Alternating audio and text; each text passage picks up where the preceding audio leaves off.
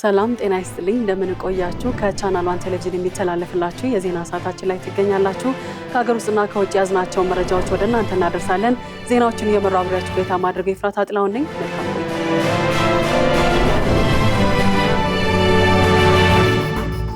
በምስራቅ አርሲ አንድ የኦርቶዶክስ ተዋሕዶ ቤተክርስቲያንና የ65 ግለሰቦች መኖሪያ ቤት መቃጠሉንና የመንግስት ጤና ጣቢያ እንዲሁም የወረዳው ጽሕፈት ቤት መዘረፉን የሰላም ሚኒስቴር አስታወቀ። ከሀገር አቀፍ ምርጫው ጋር በተገናኘ ሊሰነዘሩ የነበሩ የሽብር እቅዶችን መክሸፋቸውን አረጋግጧል። ለዝርዝሩ አማሩ ገብሩ የሰላም ሚኒስትር መሐመድ እድሪስ በወቅታዊ ሀገራዊ ጉዳዮች ላይ ዛሬ ማለዳውን ለመገናኛ ብዙሃን መግለጫ ሰጥተዋል። በዚሁ መግለጫቸው ከሰሞኑ በምስራቅ አርሲ አሰኮ ወረዳ ድለታ ጨፌ ቀበሌ ኦነግ ሸኔ በሚል የሚጠራው ቡድን ከአካባቢው ሚሊሻ ጋር ባደረገው ግጭት 5 ሚሊሻና 3 የፖሊስ አባላት መገደላቸውን ጠቅሰዋል። በዚያው ወረዳ አንድ የኦርቶዶክስ ተዋሕዶ ቤተክርስቲያን መቃጠሉን፣ አንድ የመንግስት ጤና ጣቢያ፣ አንድ የወረዳው ጽሕፈት ቤት መዘረፉንና 65 የግለሰቦች ቤት መቃጠሉን ተናግረዋል። በተመሳሳይ በሽርካ ወረዳ ቡድኑ ደረሰው ጥቃት 2 ሰዎች መገደላቸው፣ በኢንቆሌ ዋቤ ወረዳ 2 ሰዎች ታግተው ባሉበት ሁኔታ መገደላቸውንም ነው ያነሱት። ሚኒስትሩ በመግለጫው ይህ አሳዛኝ ድርጊት መወገዝ እንዳለበትና መንግስታቸውን በጽኑ ያወገዘው መሆኑን ገልጸው እውነታው እንዲዛባ የተለያዩ ሙከራዎች ሲደረጉ እንደነበርም ተናግረዋል። በሌላ በኩል ባሳለፍነው ሰኞ ከተካሄደው 7ኛው ሀገር አቀፍ ምርጫ ጋር በተገናኘ ምርጫውን ለማደናቀፍና የህዝብን ሰላም ለማደፍረስ ጽንፈኛ ኃይሎችና የውጭ ጠላቶች የከፈቱት ሁለንተናዊ ጥቃት መክሸፉ አስታውቀዋል። የኢትዮጵያ መንግስት ምርጫውን የህልውናና የዲሞክራሲ ስርዓት ግንባታ ማረጋገጫ አድርጎ በመውሰድ በቅንጅት ሲሰራ መቆየቱን የገለጹት ሚኒስትሩ በአንጻሩ የስልጣን ሽግግርን በድምጽ መስጫ ኮረጆ ሳይሆን በኃይል ለመጠቅለል የሚሹ የውስጥ ቅጥረኞችና የኢትዮጵያን እድገት የማይፈልጉ የውጭ ኃይሎች ሂደቱን ለማስቆም ከምርጫው በፊት ወቅትና በኋላ ከፍተኛ ሴራዎችን መሸረባቸውንም ይፋ አድርገዋል። ሆኖም የጸጥታ ተቋማት ባደረጉት ወቅቱን የጠበቀና የተቀናጀ አጸፋዊ እርምጃ የሽብር እቅዶቹ ሊከሽፉ መቻላቸውን አስታውቀዋል። በዳግማዊ ምኒልክ አጠቃላይ ስፔሻላይዝድ ሆስፒታል የተገነባው የዘረመል የፎረንሲክና ስነ ምረዛ ምርመራ የልቀት ማዕከል ተመረቀ። ማዕከሉ የፍትህ ስርዓቱን በሳይንሳዊ ማስረጃ ለመደገፍና የህብረተሰቡን ጤና ለማላቅ የሚያስችል መሆኑን የጤና ሚኒስትር ዶክተር መቅደስ ዳባ ተናግረዋል። ለዝርዝሩ ሄሮዳሽ ንጉሴ ማዕከሉ ከዚህ ቀደም ከፍተኛ ወጪ ተደርጎበት ወደ ውጭ ሀገር ተልኮ ይሰራ የነበረውን የዘረመል ምርመራ በሀገር ውስጥ መስጠት የሚያስችል ሲሆን የማንነት ማረጋገጥና የቤተሰብ ዝምድናን የመለየት ስራን በሳይንሳዊ ቴክኖሎጂ የታገዘ በማድረግ ፍትህን ጥራት ባለው ደረጃ በላቀ ሁኔታ ለመተግበር የሚረዳ ነው። የአዲስ አበባ ከተማ ከንቲባ አዳነች አቤቤ በበኩላቸው በጤናው ዘርፍ የኢትዮጵያ እድገት የከፍተኛ ቴክኖሎጂ ምዕራፍ በተግባር እየተረጋገጠ መሆኑን ተናግረዋል። በመዲናዋ በጤናው ዘርፍ እየተከናወኑ ያሉ ተግባራት አዲስ አበባን የሕክምና ቱሪዝም ማዕከል ማድረግ የሚያስችሉ መሆናቸውንም አብራርተዋል። የጤና ሚኒስትር ዶክተር መቅደስ ዳባ መንግስት መከላከልንና አክሞ ማዳንን ያቀናጀ የጤና ፖሊሲ በመከተል ለዘርፉ ልዩ ትኩረት ሰጥቶ እየሰራ መሆኑን ገልጸዋል። አዲስ የተመረቀው የፎረንሲክ የዘረመልና የስነ ምረዛ የልቀት ማዕከል ለህብረተሰቡና ለፍትህ ስርዓቱ በአንድ መስኮት የተቀላጠፈ አገልግሎት ይሰጣል ብለዋል። ማዕከሉ ጥራቱን የጠበቀ አገልግሎት ከመስጠት ባለፈ ለሀገሪቱ አክሞ የማዳን ተግባርና በዘርፉ ባለሙያዎችን ለማሰልጠን ትልቅ ተደማሪ አቅም እንደሚሆንም ጠቁመዋል። በአሁኑ ወቅት በሀገሪቱ የፎረንሲክ ምርመራ የሚሰጡ 5 ተቋማት እንደሚገኙና 6ኛው ደግሞ በቅርቡ አገልግሎት መጀመሩን ተናግረዋል። የአዲስ አበባ ከተማ ጤና ቢሮ ኃላፊ ዶክተር ዮሐንስ ጫላ በከተማዋ ዘመኑን የዋጁ ግዙፍ ሆስፒታሎችን የመገንባት በዘመናዊ መሳሪያዎች የማደራጀትና የነባር ተቋማትን አቅም የማሳደግ ስራዎች መከናወናቸውን ገልጸዋል። የማህበረሰብ አቀፍ ጤና መድህን ተደራሽነትንና ተጠቃሚነትን ማረጋገጥ የሚያስችሉ ተግባራት መከናወናቸውን ጠቁመው የልቀት ማዕከሉም የፍትህ ስርዓቱን በሳይንሳዊ ማስረጃ ለመደገፍና የህዝብ ጤናን ለማላቅ እንደሚረዳ አስረድተዋል። አክለውም ማዕከሉ መዲናዋን የሚመጥን የጤና አገልግሎት ለመስጠትና አዲስ አበባን የሕክምና ቱሪዝም ማዕከል ለማድረግ የያዘውን ብሔራዊ ራዕይ ለማሳካት የላቀ ሚና እንዳለው አብራርተዋል። በዘርፉ አዲስ እድገትን በማስመዝገብ ሂደት ውጤታማ ተግባራት መከናወናቸውን ጠቁመው ወደፊትም የሕክምና ተቋማትን ከመገንባትና በዘመናዊ መሳሪያዎች ከማደራጀት ባለፈ ብቁ ባለሙያዎችን የማፍራት ስራ በትኩረት እንደሚሰራ አረጋግጠዋል። የኢትዮጵያ የአረንጓዴ ኢኮኖሚ ልማት የኃይል አቅርቦትን በማረጋገጥ አህጉራዊ የኢኮኖሚ ትስስርን ማጠናከር የሚያስችል መሆኑን በተባበሩት መንግስታት ድርጅት የአፍሪካ ኢኮኖሚክ ኮሚሽን የቴክኖሎጂ ኢኖቬሽንና መሰረተ ልማት ዲቪዚዮን ዳይሬክተር ሮበርት ሊሴንጌ ገለጹ። በመንግስታቱ ድርጅት የአፍሪካ ኢኮኖሚክ ኮሚሽን የቴክኖሎጂ ኢኖቬሽን እና መሰረተ ልማት ዲቪዚዮን ዳይሬክተር ሮበርት ሊሴንጌ ለኢዜአ እንዳሉት የኢትዮጵያ ኤሌክትሪክ ተሽከርካሪ ስትራቴጂ ከዓለም አቀፍ የሕግ ማዕቀፎች ጋር የተናበበ ነው። በርካታ የአፍሪካ ሀገራት ከውጭ የሚገባ ነዳጅ ጥገኛ በመሆናቸው ለከፍተኛ የውጭ ምንዛሪ እንደሚዳረጉ ገልጸው የኢትዮጵያ ኤሌክትሪክ ተሽከርካሪ ስትራቴጂና የትግበራ ዕቅድ ወጪን ከመቀነስ ባሻገር ለአስተማማኝ የኃይል አቅርቦት ዋስትና ይሆናል ብለዋል። ኢትዮጵያ ወደ ኤሌክትሪክ ተሽከርካሪዎች እያደረገች ያለችው ሽግግር የአየር ብክለትን በመቀነስ የአየር ንብረት ለውጥ ተጽዕኖ ለመቋቋም ለሚደረገው ጥረት አጋዥ እንደሚሆን ገልጸዋል። ኢትዮጵያ እንደ አውሮፓውያን የዘመን ቀመር እስከ 2030 አዲስ ከሚመዘገቡ የኤሌክትሪክ ተሽከርካሪዎች መካከል 30 በመቶ የሚሆኑት በሀገር ውስጥ ለማምረትና ለመገጣጠም ማቀዷ በአፍሪካውያን መካከል ያለውን የንግድ ትስስር ያጠናክራል ብለዋል። የአፍሪካ አህጉራዊ ነጻ የንግድ ቀጠና መጀመር ወደ ኤሌክትሪክ ተሽከርካሪዎች የሚደረገውን ሽግግር ያሳልጣል ያሉት ዳይሬክተሩ በአህጉሪቱ ያለውን የንግድ እሴት ሰንሰለት እንደሚያቀላጥፍም ገልጸዋል። በአፍሪካ የስራ ዕድል ፈጠራን በተግባራዊ ፖሊሲዎች ለመደገፍ ያለመ አህጉራዊ ጉባኤ ለመጀመሪያ ጊዜ ሰኔ 4 እና 5 ቀን 2018 ዓ.ም በአዲስ አበባ ይካሄዳል።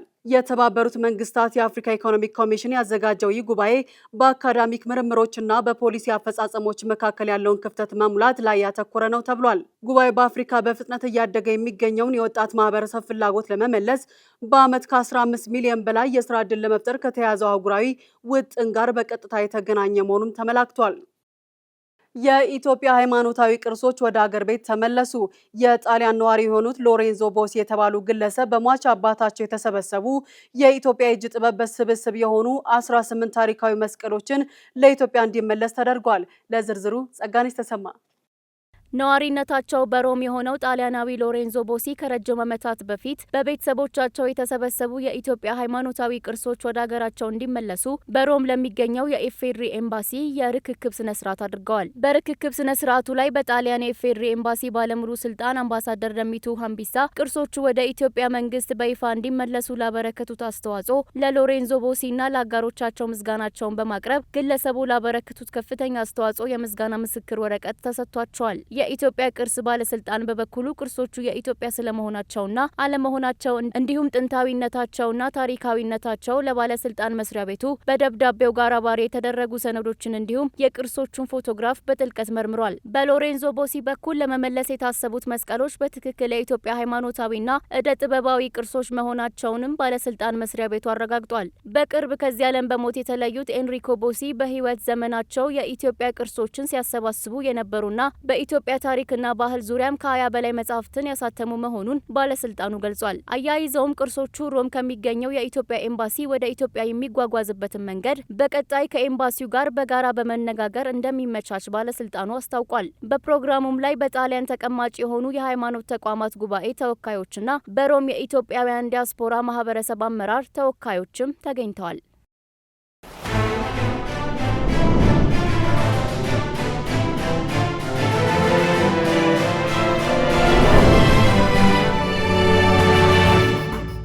እየተከታተላችሁ የምትገኙት ከቻናል 1 ቴሌቪዥን የሚተላለፍላችሁ የዜና ሰዓታችን ነው።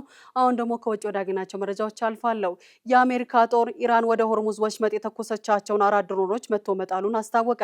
አንድ ጊዜ ብቻ ጥቃት የሚያደርሱ ድሮኖች በባህር እንቅስቃሴ ላይ አደጋ ጥለዋል ሲል ጦሩ ገልጿል። የአሜሪካ ጦር ማዕከላዊ ዛሩሩክና ቃሺም በተባሉ ደሴቶች ላይ የኢራን የባህር ዳርቻ ጥበቃ ማዕከላት ላይ ጥቃት መፈጸሙን ጠቅሷል። ኢራንም ባጸፋው በኩዌት የሚገኙ 2 የአሜሪካ ጦር መቀመጫዎች ላይ ባለስቲክ ሚሳይል ተኩሳለች። በባህሬን በሚገኘው የአሜሪካ ጦር ሰፈር ላይም ጥቃት ማድረሷን የኢራን መገናኛ ብዙሃን ዘግበዋል። የአሜሪካ ማዕከላዊ እንዳለው ከባህረ ሰላጤው ሀገራት ላይ ኢራን ከተኮሰቻቸው 7 ሚሳይሎች 6ቱም ኢላማቸውን ሳይመቱ ማክሸፍ ተችሏል። በተደጋጋሚ በሚፈጸሙ ጥቃቶች ምክንያት የኢራንና የአሜሪካ የተኩስ አቁም ስምምነት ላይ አደጋ ውስጥ ወድቋል። ከቀናት በፊትም ተመሳሳይ የተኩስ ልውውጥ ተደርጎ እንደነበርም ይታወሳል።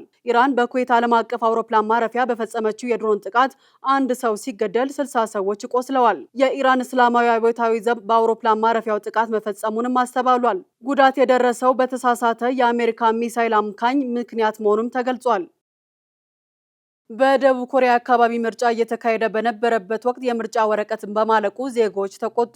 የምርጫ ቦርዱ ሊቀመንበር በዚህ ክስተት ምክንያት ከስልጣን ለቀዋል። ለዝርዝሩ ማሌት ደመላሽ ባለፈው ሳምንት በደቡብ ኮሪያ የአካባቢ ምርጫ እየተካሄደ በነበረበት ወቅት ያጋጠመው ክስተት በእስያ ቀዳማዊ ዲሞክራሲያዊት በምትባለው ሀገር የዜጎች የመመረጥ ህገ መንግስታዊ መብት ላይ የተፈጸመ ትልቅ ውድቀት ተደርጎ ተወስዷል። በዕለቱ እየተካሄደ በነበረው በዚህ ምርጫ በመላ ሀገሪቱ በሚገኙ 50 የድምጽ መስጫ ጣቢያዎች ላይ የምርጫ ወረቀት ሙሉ በሙሉ ያለቀ ሲሆን በሌሎች 22 ጣቢያዎች ላይ ደግሞ የቁሳቁስ አቅርቦት መዘግየት ተከስቷል። ይህም በህዝብ ዘንድ ከፍተኛ ቁጣን መቀስቀሱን ሰሃራ ሪፖርት ዘግቧል። ይህን ተከትሎ የሀገሪቱ ብሔራዊ ምርጫ ኮሚሽን ሊቀመንበር ሮታይ አካን ከኃላፊነታቸው መልቀቃቸውን ይፋ አድርገዋል። ለተፈጠረው የአመራርና የአደረጃጀት ውድቀት ሙሉ ኃላፊነት እንደሚወስዱና ክስተቱ በሀገሪቱ ዲሞክራሲያዊ ሂደት ላይ ህዝብ የነበረውን እምነት ያጎደፈ መሆኑንም አምነው ይቅርታ ጠይቀዋል። ችግሩን በገለልተኛ አካል ለማስመርመር ልዩ የባለሙያዎች ቡድን እንደሚቋቋምም ገልጸዋል። ለምርጫው ዕለት የታተመው ወረቀት ከጠቅላላው መራጭ 50 በመቶን ብቻ የሚሸፍን እንደነበርም ሊቀመንበሩ አልሸሸጉም።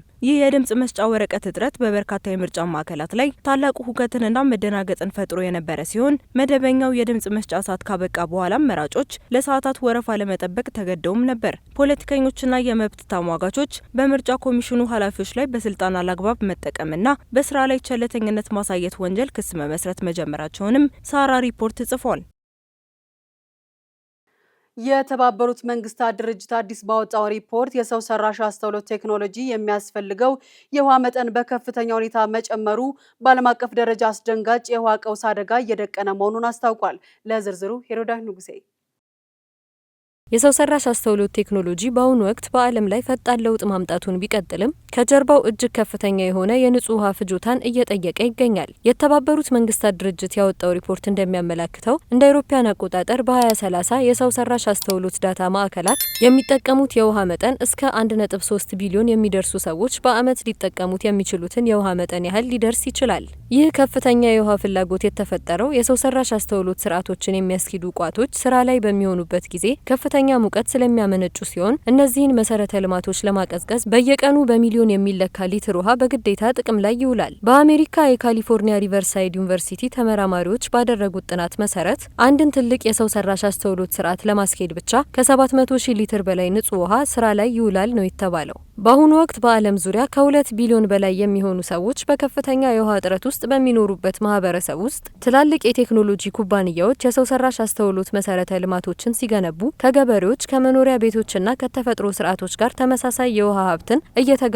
መሆናቸው አሳሳቢነቱን ይበልጥ ጨምሮታል። ይህ ሁኔታ የወደፊት ስጋት ብቻ ሳይሆን አሁኑኑ መፍትሄ ሊበጅለት የሚገባ ወቅታዊ የህልውና ጉዳይ ሆኗል ተብሏል። በዚህም ምክንያት የውሃ አጠቃቀማቸውን በግልጽ እንዲያሳውቁና ቁጥጥር እንዲደረግባቸው የሚያስገድዱ ህጎች እንዲወጡ እየተጠየቁ ቢሆንም እስካሁን ድረስ በተግባር እየተወሰደ ያለው እርምጃ ግን እጅግ አዝጋሚ መሆኑ ታውቋል። ቴክኖሎጂው ከሚያስገኘው ጥቅም ጎን ለጎን በአካባቢ ጥበቃና በተፈጥሮ ሀብት ላይ የሚያደርሰውን ተጽዕኖ ለመቀነስ አስቸኳይ ዓለም አቀፍ የቁጥጥር ስርዓት እንደሚያስፈልግ እየተገለጸ ይገኛል። የተባበሩት አረብ ኤሚሬትስ ሽምግልና የተቀመጠችበት የሩሲያና ዩክሬን የምርኮኛ ወታደሮች ልውውጥ ተካሄደ። በዚህ ልውውጥ 370 የጦር ምርኮኞች ወደ ሀገራቸው ተመልሰዋል። ይህ የምርኮኛ ወታደሮች ልውውጥ በግንቦት ወር የተጀመረ 1000 ለ1000 የምርኮኛ ልውውጥ ስምምነት ሁለተኛ ዙር ሲሆን በመጀመሪያው ዙር 205 ለ205 ምርኮኞች ልውውጥ ተደርጎ እንደነበር ዩሮኒውስ ዘግቧል። በትናንትናው ዕለት በተባበሩት አረብ ኤሚሬትስ አሸማጋይነት በተካሄደው በዚህ የወታደሮች ልውውጥ በጥቅሉ 370 ሰዎች ወደ ሀገራቸው ተመልሰዋል። የዩክሬን ፕሬዝዳንት ቮሎዲሚር ዜሌንስኪ ልውውጡ መካሄዱን አረጋግጠው ሁሉንም የተማረኩ ዩክሬናውያን ወደ ሀገራቸው ለመመለስ ጥረቱ እንደሚቀጥል ገልጸዋል።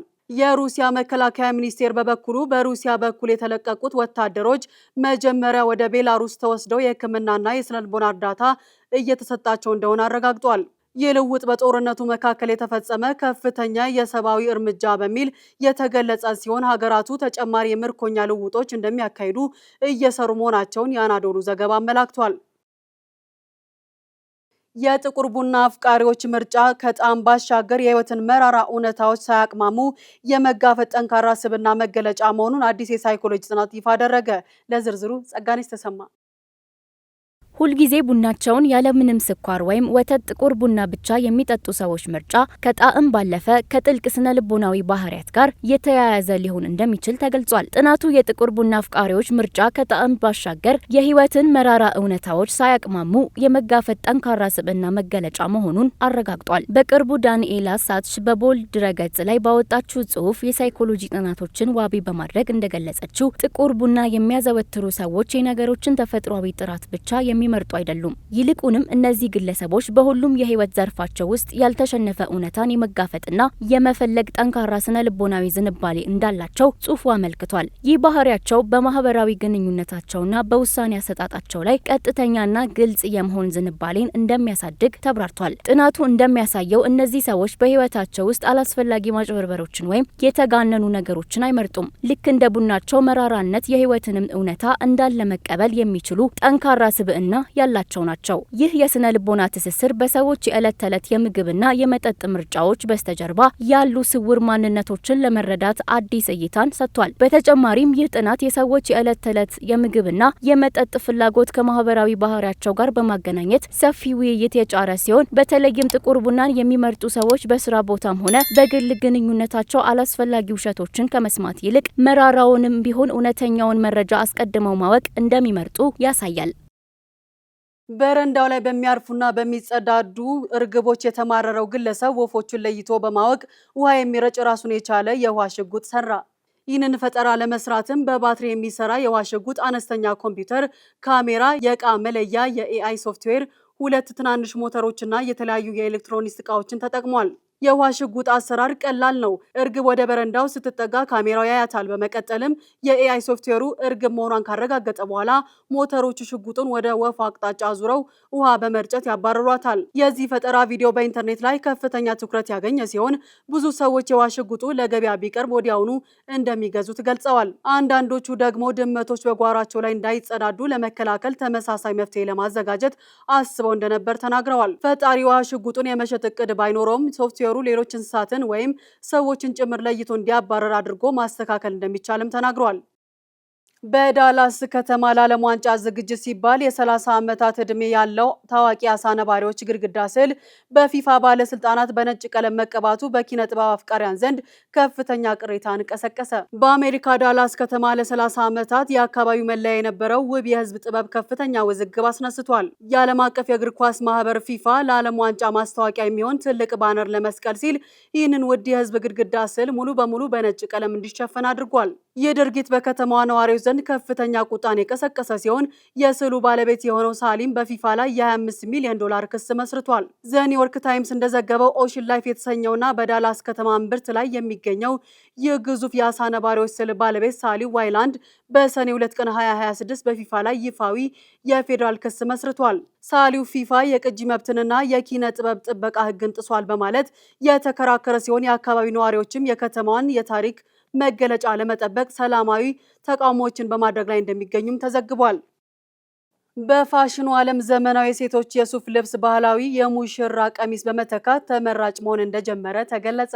ለዘመናት የተለመደውን ነጭ የሙሽራ ቀሚስ ቦታ የሚቀይር አዲስ የፋሽን አዝማሚያ ብቅ እያለ ነው። ታዋቂ የዓለም ኮከቦች በቅርብ ጊዜ ባደረጓቸው የሰርግ ስነ ስርዓቶች ላይ ያሳዩት የሰርግ ልብስ ምርጫ አሁን ላይ ለበጋ ሰርግ አዲስ ፋሽን ሆኗል። ከተለመደው ረጅም ቀሚስ ይልቅ ምቾት ያላቸውና ውበትን ከዘመናዊነት ጋር የሚያዋህዱ የሴቶች የሱፍ ልብሶች ሽያጭ በከፍተኛ ሁኔታ እየጨመረ መሆኑን የፋሽን ተቋማት ገልጸዋል። የአዲስ የፋሽን አዝማሚያ በከፍተኛ ሁኔታ ትኩረት ሊስብ የቻለው በሰኔ ወር መጀመሪያ 2026 ታዋቂዋ ድምፃዊት ዱዋሊፓና ተዋናይ ካለም ተርነር በለንደን ያደረጉትን የህግ ጋብቻ ተከትሎ ነው። እንደ ሮይተርስ መረጃ ድምፃዊቷ በሰርጓ ላይ የተለመደውን ቀሚስ በመተው ነጭ የሱፍ ልብስ መምረጧ በዓለም ዙሪያ በሚገኙ ወጣት ሙሽሮች ዘንድ አዲስ መነቃቃትን ፈጥሯል። በትዳር ፍቺ መበሳጨቱን ተከትሎ የቤተሰቡን ቤት በኤክስካቫተር ያፈረሰው ግለሰብ በቁጥጥር ስር ዋለ። በቅርቡ በትዳር ፍቺና በንብረት ክፍፍል ሂደት የተበሳጨ አንድ ግለሰብ የራሱን የቤተሰብ መኖሪያ ቤት በኤክስካቫተር ዶዘር ሙሉ በሙሉ በማፍረስ ከፍተኛ ውዝግብ ፈጥሯል። ለዝርዝሩ አማሩ ገብሩ። ከሰሞኑ በሀገረ ሮማኒያ አንድ ግለሰብ ባለቤቱ የፍች ጥያቄ ማቅረቧንና የንብረት ክፍፍል ጥያቄ ማንሳቷን ተከትሎ በከፍተኛ ቆጣ ውስጥ ይገባል። ንብረቱን ለቀድሞ ባለቤቱ ላለማካፈል በወሰደው ግትር አቋም ትልቅ ኤክስካቫተር በመቅጠር ለብዙ ዓመታት የኖሩበትን ባለ 2 ፎቅ መኖሪያ ቤት በጥቂት ሰዓታት ውስጥ ወደ ፍርስራሽነት ቀይሮታል። በአካባቢው የነበሩ ጎረቤቶች በድንገት በከባድ ድምፅ ደንግጠው ሲወጡ ቤቱ ሲፈርስና ግለሰቡ በቁጣ ቤቱን ሲያፈርስ ተመልክተዋል። አንዳንድ ጎረቤቶቹ ደግሞ ድርጊቱን በቪዲዮ መቅረጻቸውን የሀገሪቱ መገናኛ ብዙሃን ዘግበዋል። የኔ ካልሆነ ለማንም አይሆንም በሚል እሳቤ የተፈጸመው ይህ ድርጊት በማህበራዊ ትስስር ገጾች ላይ ሰፊ ስርጭትን ያገኘ ሲሆን በርካቶችን ደግሞ አስገርሟል። ግለሰቡ በቁጣ ስሜት የወሰደው እርምጃ የራሱን ንብረት ማውደሙ ብቻ ሳይሆን የአካባቢውን ሰላም በማናጋትና የደህንነት ሕጎችን በመጣስ በሕግ ቁጥጥር ስር ሊውል ችሏል። የሕግ ባለሙያዎች እንደገለጹት ፍቺው በሚጠናቀቅበት ጊዜ ለቀድሞ ባለቤቱ መክፈል የሚገባውን የገንዘብ ድርሻ ከመቀነስ ይልቅ አሁን ላይ የቤቱን ዋጋ ሙሉ በሙሉ በማጣቱ ከፍተኛ የገንዘብ ኪሳራና የካሳ ክፍያ እንደሚጠብቀው ገልጿል። ታዲያ ይህ ክስተት ስሜትን መቆጣጠር አለመቻልና በፍቺ ጊዜ የሚደረጉ የንብረት ውሳኔዎች ምን ያህል ከባድ ውጤት ሊያስከትሉ እንደሚችሉ ትልቅ ማሳያ ነው ሲል የኦዲቲ ሴንትራል ዘገባ ያመላክታል። ስትከታተሉ የቆያችሁት ከቻናል 1 ቴሌቪዥን የሚተላለፍላችሁ የዜና ሰዓታችንን ነበረ። ዜናዎቹን እየመራው አብሬያችሁ ቆይታ ያደረኩት እኔ ፍራታ ጥላውን ነበርኩኝ። መልካም ጊዜ